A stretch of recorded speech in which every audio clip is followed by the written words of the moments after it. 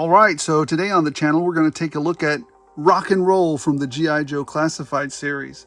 Boy, the G.I. Joe Classified series, along with Valaversa, like I've said many times, are one of my favorite lines. For the most part, they put out winners. Every now and then we'll have a stinker, but for the most part, they put out winners. And I mean, I don't want to give anything away because I want you to watch the whole video. So let's get into this figure real quick.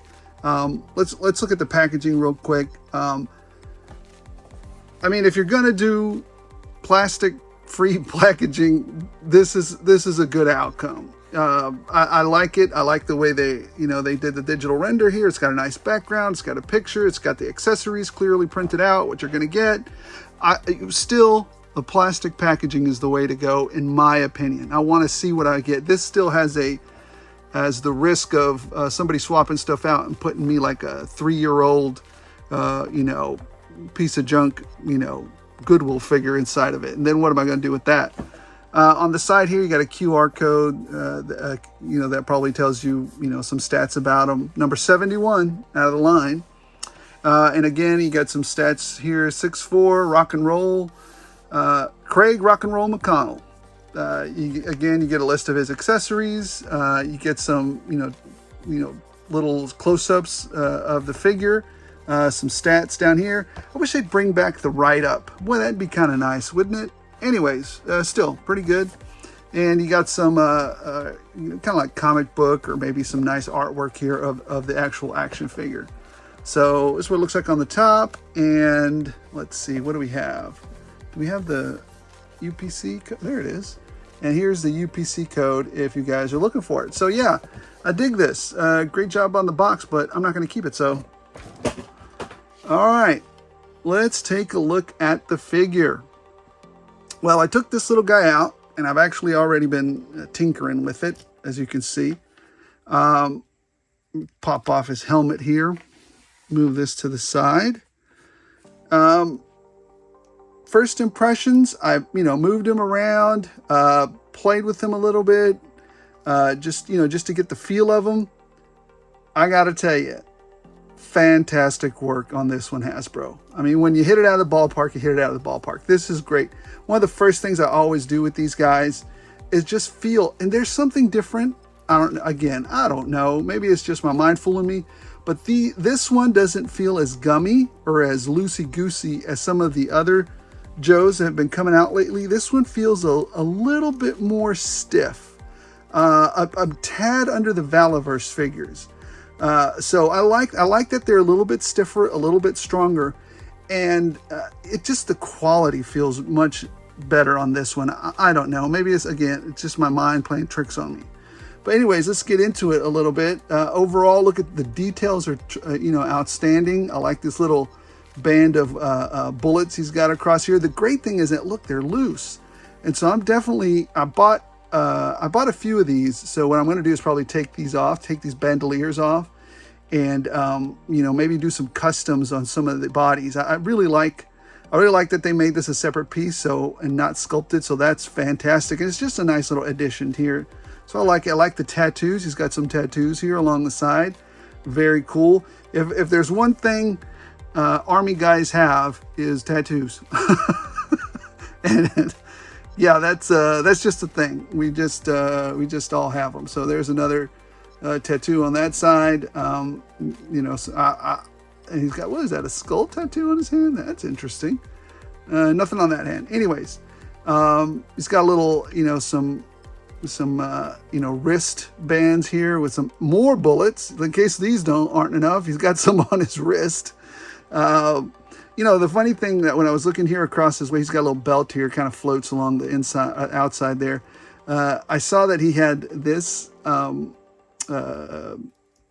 canteen, and the interesting part about it is that some of the Joes that I've been seeing have the old World War II canteens. Now, this is the ones that I came up with. It's this version of the canteen, so that's fine. Let's see what else. No, it just looks great. Great all around figure. Feels good. Feels nice. It feels like it's got some good quality to it. As I'm thinking, oops, I think I left a bit of one of the accessories back there, but we'll go get to them when we go over the accessories. So, yeah, no, overall, the look, the feel of the figure looks nice. Not too gummy, just right. But let's go over the articulation. Let's look at the head sculpt real quick. They got some really nice detail on there. Very nice detail. I mean, of course, there's going to be a little bit of QC issues when you get up real close, but gosh, you know, even my eyesight, I got to get it right on this camera. So from my point of view, this looks fine. It looks absolutely great. He's got some highlights. He's got a wash there in his beard and his hair. So that looks great. He can move to the side. He can move left and right. And this is two pieces. So he can do his, you know, he got the head and then he can do his neck as well. So he can do a little bit of this, a little bit of that, and then all the way around. So good start there. Now, what I always like to do with my figures as well is see if they can immediately hit a T-pose, and there was no problem hitting a T-pose with this one. You know, some of the Outbacks had a hell of a time getting this T-pose. They were just not good. It was just not good. But this one, no issues whatsoever. Bicep cut. Now, I did see this QC issue here. But to me, it's not a huge issue. This isn't a huge problem to me. As long as the articulation works well, I'm fine with it.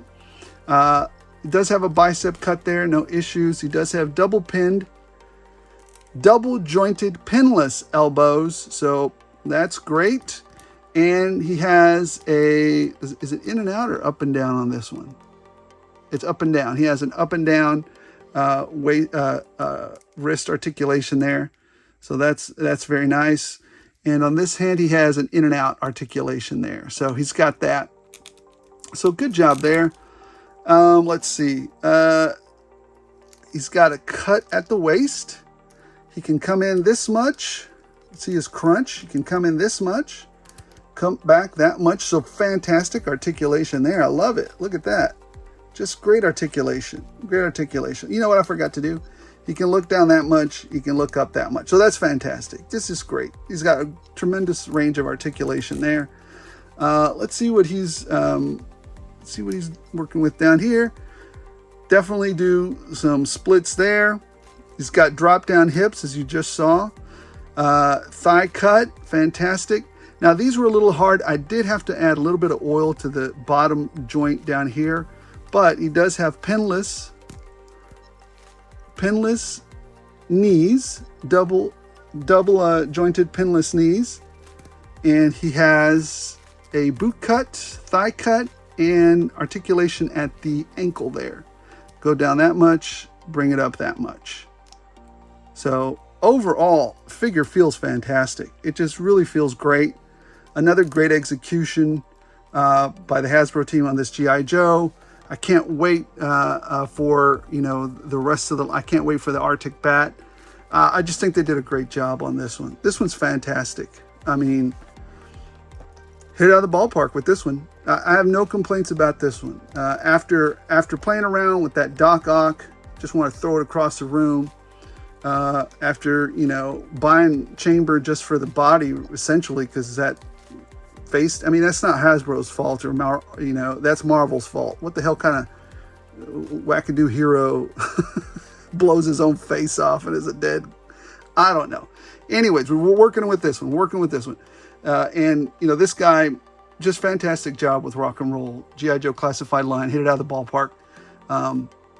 Great work. Let's look at his accessories. He comes with this helmet. Right here. You know, Hang 10.